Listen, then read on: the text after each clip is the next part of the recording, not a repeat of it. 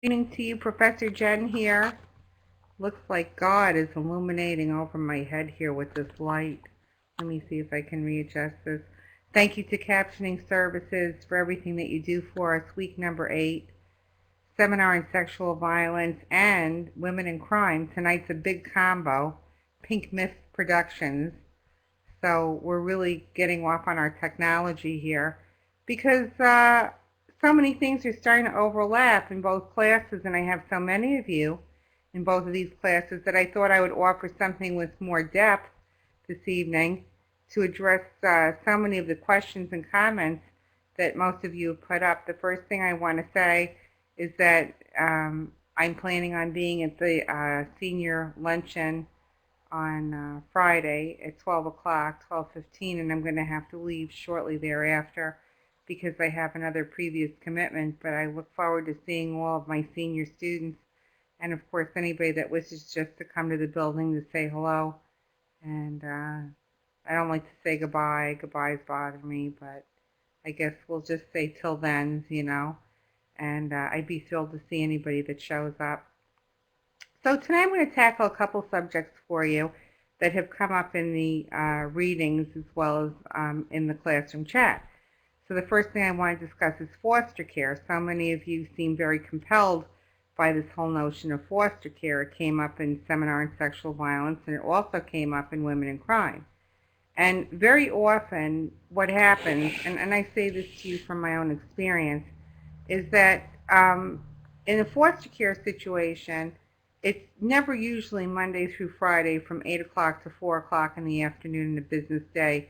Usually foster parents get a phone call at some ridiculous time of the night on a weekend, and very often holidays, where something has occurred and children need to be removed. I'm going to give you an example of a case that I had that was truly heartbreaking, but this is how it went. And how it applies to women in crime, let me start out as a primer, is that it applies because it was obviously a mother and father that got arrested, and this was then what we call the aftermath of that particular unplanned event. And then in Seminar on Sexual Violence, how does this apply? Because fortunately those children were placed in a very nice foster care home where I can say with a fair degree of certitude they were taken care of extremely well. So the reason I emphasize that is sometimes, it's not often, but sometimes in foster care settings, it's not necessarily the people who are caring for the children that the children wind up victims of. Sometimes it's the other children. Now let me reemphasize, it's the other children that they have in foster care who wind up sexually abusing the other children that have since been placed. Remember, they're not related. Some foster care families will take 6 or 7 children because they have the room to take them. And sometimes, let me reiterate, because I don't want you to be confused. Let's say if you have the Smith family, 2 children that came into foster care in a house, followed by the Jones family, 2 children that came in the house. So it's the same house with 4 children, 2 from the Smith, 2 from the Jones. A Jones child might sexually violate a Smith child. So it's not necessarily, again, the foster care parents. It's sometimes the children that they bring in that come in with all kinds of history that either the caseworkers are aware of or they're not. I had a case many, many years ago in a land far, far away that I think back about every now and then, but I try not to really hang on it because it's really rather depressing. But I had gotten a phone call from a parole officer. Parole, of course, is when you've already been in prison and you're out, and then, of course, probation is somebody that sometimes doesn't go to prison and or jail, but they do community service. So that's the distinction between probation and parole. And it's there are some people that have probation and parole officers because why? They have a previous crime where they were on probation, and then they have a parole officer because they did time. But that's really rather rare today with all the budget cuts. Usually, if you've gone to state or federal and you have a parole officer, the state or county of commitment usually does away with the probation officer because it's really like paying twice duplication of services. We had this case many years ago where I got a call from a parole officer who I didn't particularly like. I never really liked him. He was always sort of gruff, and he sort of enjoyed his work a little too much. He would take this he would revel in the fact that somebody was going to go back to prison, and it was almost very personal. And he called me and he said, Biggie J, I need you to come down to thus and such address. I said, why? I really have nothing to do with probation and parole. He said, well, in this case you do. And I said, well, why is that? And he said to me, because it's one of your clients. And I said, okay, fine, I'll be there. And this was 2 days before Christmas. Now I have to just interject here and insert the following that, even though I'm a Jewish person, holidays were sort of irrelevant to me, whether it was Christian, Jewish, or Muslim, or people who pray to trees that are druids or whatever, because for me, the holidays really started to occur around November because I'd have to start doing all these angel tree requests and start marching around looking for presents for all of my clients' children, which could take weeks. I mean, I can't even begin to explain to you how many weeks this would take. Then I'd have to wrap everything. So by the time we got to Christmas, Hanukkah, Kwanzaa, Three Kings Day, Day of the Druids, I could care less what holiday it was. I was ready to clap. And so it was 2 days roughly before Christmas. And I went over to the house, and they had a Christmas tree, and they had all these presents that were wrapped really nice. And here the ATF, alcohol, tobacco, and firearms were there. And, oh, I hate this case. And the dog catcher, because there were pets in the house that had to be removed. And the CPS workers were there because there were 3 children in total, so there were 3 CPS workers. And because it was before a holiday, they couldn't place all the children in the same foster care location. So I can't begin to tell you how very stressful this was. This is 2 days before Christmas. This is in the evening. The dogs have to go. The parents are going to jail. The children are going to be separated. And in the midst of all this chaos is this really nice Christmas tree.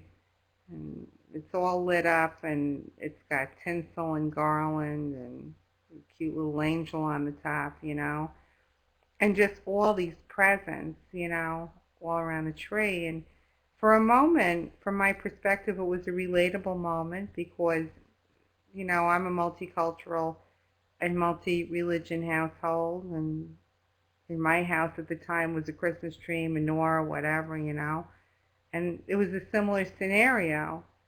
And they started to handcuff everybody, and the children started to cry, and the dogs started to bark. It sounds like a really bad country western song. And the oldest child was really rather very aware that they were all being split up in foster care. And when he saw the 3 caseworkers, because this wasn't his first foster care rodeo, he had made the comment, we're all not going together. Now this is 2 days before Christmas. I really do get a lump in my throat when I think about this anyway. So they pack up clothes for the children, and the parents are getting the Miranda rights and read, and the animals are being chased around the house because they're vicious and they're scared, and everybody's scared and everybody's crying. And lo and behold, the 2 younger children go sort of easily with the CPS persons to then place them. Now this is like maybe 8 o'clock at night, and it's cold out and snowy, so it takes time to put the snow jackets on and the boots. And this isn't just like what you see on SUV where people come in, they extract the children, the dogs go with, complicit, and everybody leaves. It doesn't work like that. You have to find the boots, then you have to find the gloves, and this can be a process because there's crying, and it's just very hard. I can't begin to express to you. And the older child was the last to go. He was, not so easy, but he was putting on a good face for the 2 younger ones to get them to leave easily. And I talked to him through the whole process, asked him how he was, and of course you can imagine he was very upset and disappointed, and he was angry at his parents, and he was angry at the police, and I don't know, he was angry at everybody, and rightfully so. And before his mother and father got escorted out of the door, I'll never forget this. He looked over at his mother, who was my client, and he said to his mother, "I need to know one thing." And she said, "What's that?" And he said, "I need to know what was in these packages under the tree, because we're not going to get to open them because you're going to be incarcerated, and the ATF is here because of guns and drugs, and we're probably never going to see anything that's in the packages because it's all going to be confiscated. So I just need to know from you what was in the Christmas packages."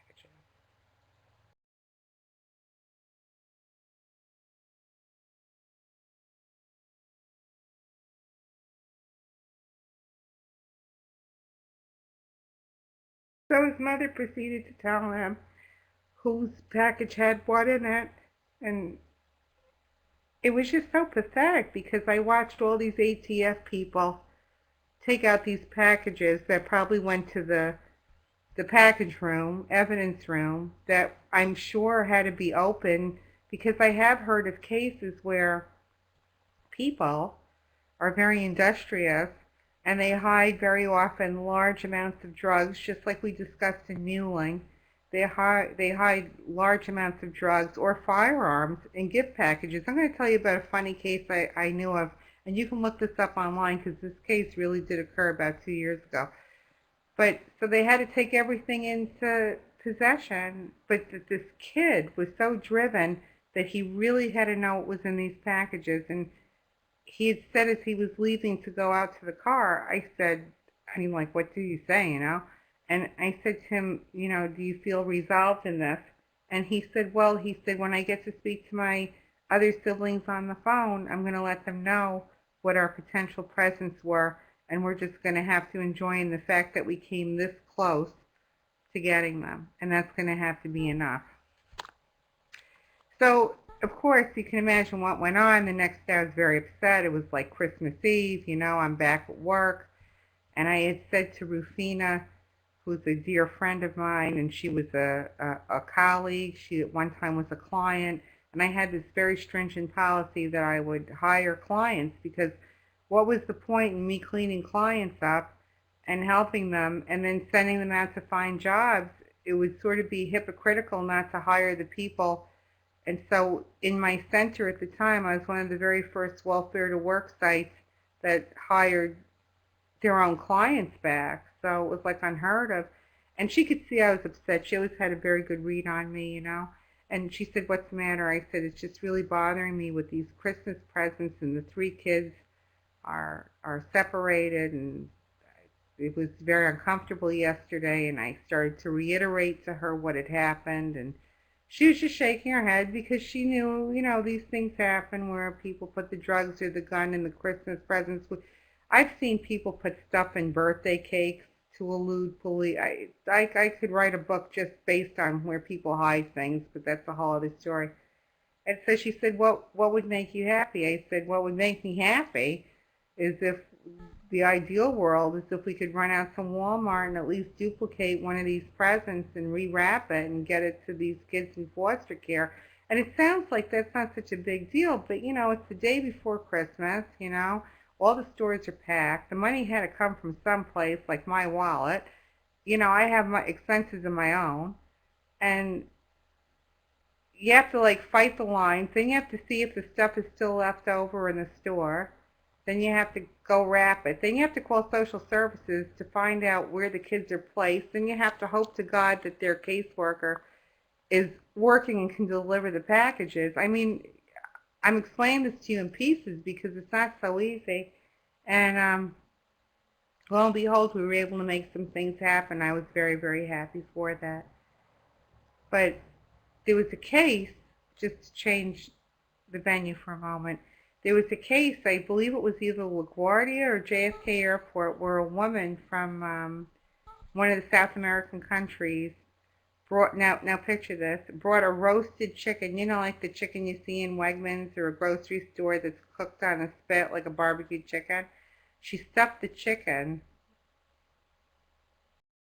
with heroin, black tar heroin, in the chicken's behind, of course, cooked, And so, of course, at first, the dogs, the drug dogs, they thought that the drug dogs were going nuts because they smelled the chicken.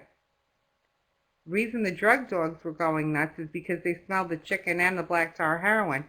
So the joke was it was like the most expensive chicken known to mankind. It was like a $40,000 chicken because it had all this black tar heroin stuffed in the butt of the chicken.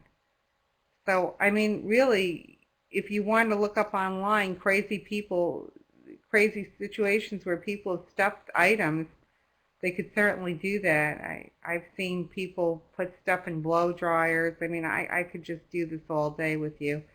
If people only use 25% of the amount of their energy constructively and moved on, they'd probably have much more successful lives and not be sitting in prison. I really don't know what to do with this illumination of light, but I have no way to get rid of it. Makes me look very, I don't know, ethereal. Anyway. So foster care, entry to care, foster care is very strange because in some ways it's a very temporary circumstance. Sometimes people go to foster care because their parent's green card or their visa has a problem, or one parent is a no-show at daycare and the daycare has to close, or the parents wind up incarcerated, or one parent winds up incarcerated and then the other parent winds up ill or has a pre-existing condition and can't take care of the children. So there's a myriad of reasons why people go to foster care. And foster care is usually not pleasant and it's not unpleasant. The average foster care payment in Monroe County is $483 a month. So it always bothers me when people say, well, the only reason people do foster care is for the $483 a month. I can guarantee you that nobody takes in somebody else's child who's screaming and crying for $483 a month. Do the math. It's like 30-something dollars a day that you're responsible for boarding, feeding, clothing, listening to, being responsible for, being kind to. That's like no money. It's 30-something dollars a day. That's like $1 and change an hour. It's not even minimum wage. So I have a real hard time when people say, well, people only do it for the money. Maybe some do, but most don't. And then foster care homes have to be inspected, like people that maybe smoke cigarettes and they have foster care. The new law in New York State, you can't even smoke in your home if you're running a foster care home. You have to be able to pass drug tests, alcohol tests, background checks. So you can't have a DWI. You can't certainly transport children if you've had a DUI. And so you have to be fairly responsible. And then when the children come into foster care, I think the law is something like within 36 hours, once they've been placed, they have to be seen on site by a caseworker. So the house has to be clean, the laundry has to be done. It's just not one big flop house because the state's responsible. In fact, my explanation of foster care houses today are really taking the place of the old orphanages that we knew from books and texts like Oliver Twist and so on and so forth. If it weren't for foster care, I guess we'd have to bring back orphanages and poorhouses, and that didn't work out well. That's why we transitioned to foster care. And if you think of the word foster, it means to be supportive, to be an abutment, it means to be like, even in architectural terms, it means to, provide safety, provide some kind of standard. So it's a very important job, needless to say. A couple of you, we've talked about sexually charged environments, and it's still a sexually charged conversation. But certainly I think it's safe to say that every environment is a sexually charged environment and has the capacity to be one.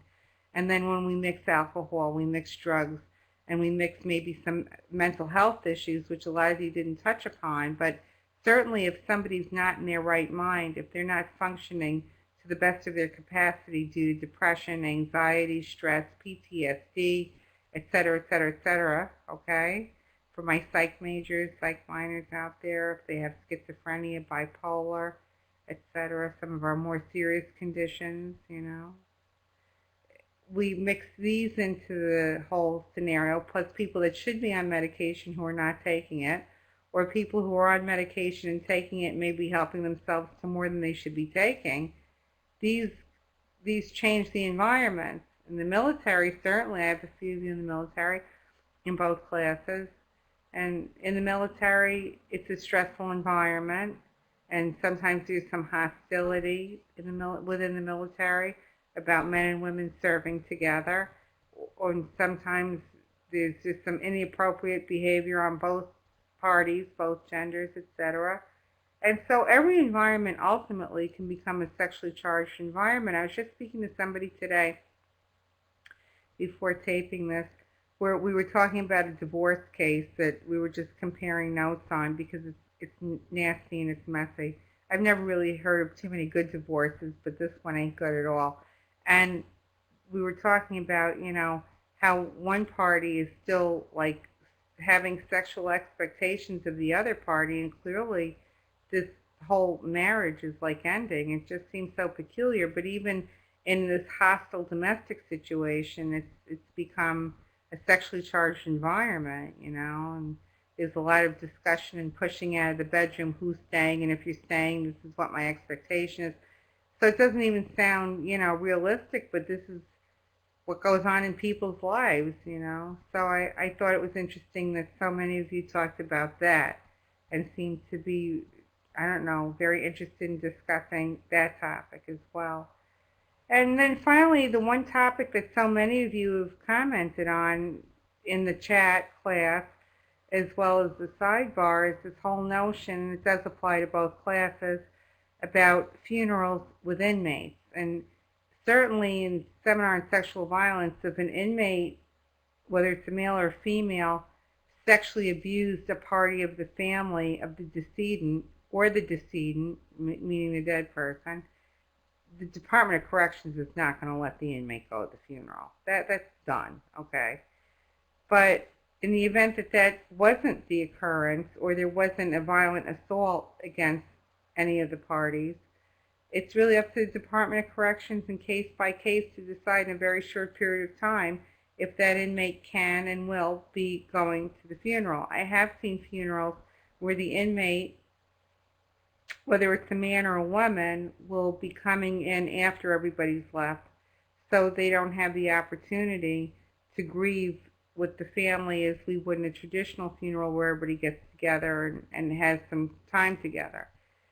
I've seen this also in circumstances when inmates go out. This applies to women in crime, and certainly in Seminar on Sexual Violence, when people are taken into custody because they've done something wrong and then they need medical care.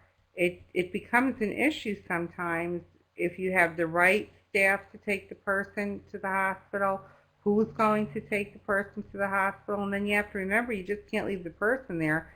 The person has to be watched. Therefore, if you're a corrections officer, i.e. a deputy, you're not running off to the vending machine and going to the bathroom.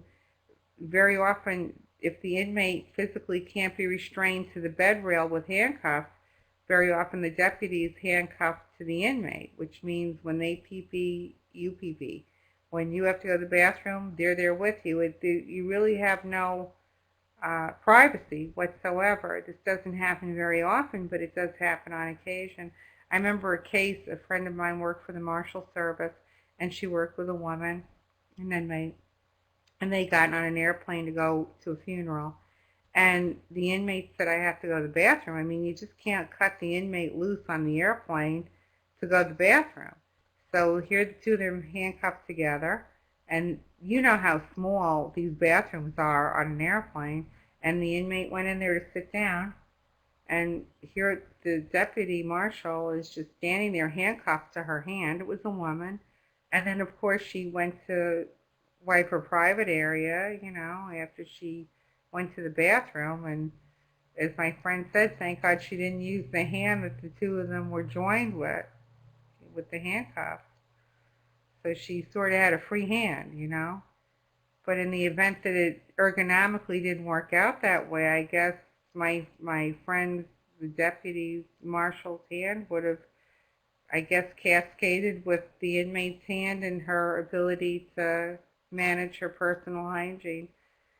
So those are some thoughts I have. We will have two more lecture casts, and I like to spend the time with you directing, opportunities of case studies and things that I've seen out there. So if there's anything you want in the next 2 lecture casts, I suggest you put it in the chat and I'll respond to it accordingly.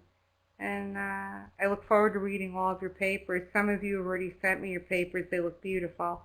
And I'm really so very pleased, and I appreciate all of the work so many of you have already done. And I'm still available for consultation in the event that somebody needs extra help with the research or any kind of advisement whatsoever.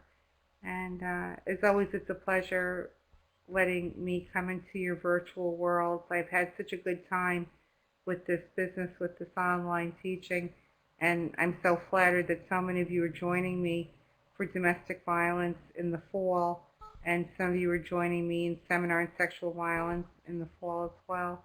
And for those of you who are curious, or you know somebody that needs a writing seminar, I'm also teaching writing seminar, and the topic of the class is writing about sex, drugs, and crime. I mean, you can't beat that. Who wouldn't love that, you know? And so that's what we're doing for writing seminar. If anybody needs one, please be my guest. I'd be most honored to have you around. And that's all I have to say for tonight. I gave you some of my cases, and I look forward to hearing from you. I look forward to seeing you on Friday in the event that nothing changes in my personal life. And it's always a pleasure coming into your virtual world, and I appreciate the time that you spend with me in this coursework. And I wish you a good night and good health always. Good night to you. Bye.